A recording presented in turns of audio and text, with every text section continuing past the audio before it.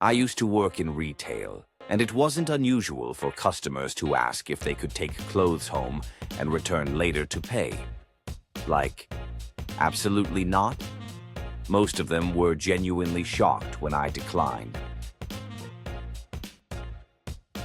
During college, I worked at a convenience store. One day, a married couple came in to grab drinks. The woman asked me if the bottled water was fat-free. I smiled and replied, "Yes, and that brand is also calorie-free." She smiled back, said thanks, and her husband shook his head as he pulled out his wallet to pay. "What time do you close today?" "We're open 24 hours. "Oh, that's great. So what time do you close tomorrow?" While working at a state park in Maine, someone genuinely asked, "At what point do deer turn into moose?" In high school, I worked at a UPS store. Our last pickup was at 7 p.m., and we locked up at 8 p.m. Security was a top priority due to private mailboxes and sensitive information. It was 8:30. The tills were closed. The alarm was armed, copiers and computers were off, lights were out, and a massive red gate had been pulled down to seal off the store.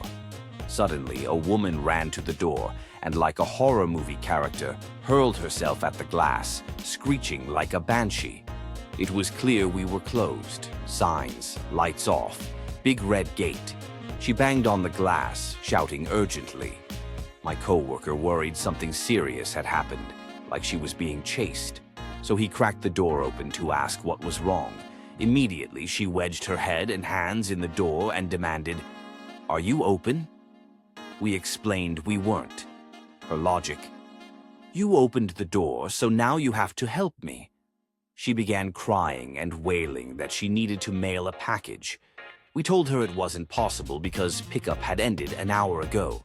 After much arguing, we shut and locked the door, standing awkwardly in the dark, hoping she'd leave. Instead, she pounded the glass, insisting, "I know you're open." Then she pulled out her phone and called the cops. When they arrived, we explained the situation, but the woman accused us of lying. Right there in front of the officer and on camera, she lunged at my coworker and struck him in the face. She then leapt back, fake crying and claiming he'd assaulted her. In the end, she was arrested, and my coworker pressed charges. The dumbest question I've ever been asked: "Are you open?" Karen, "I'd like to speak to the manager."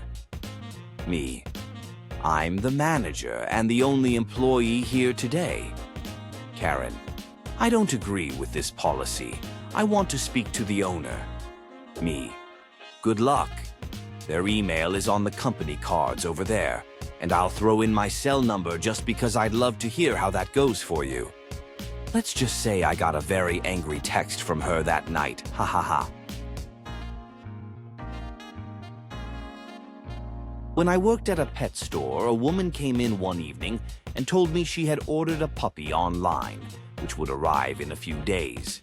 She'd never had a pet before and asked several odd questions, but the one I'll never forget was, "Do puppies need water?"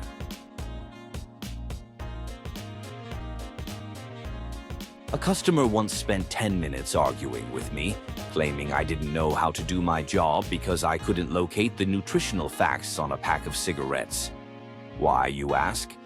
She absolutely needed to know if those Timeless Time cigarettes contained corn syrup, because obviously corn syrup is bad for you.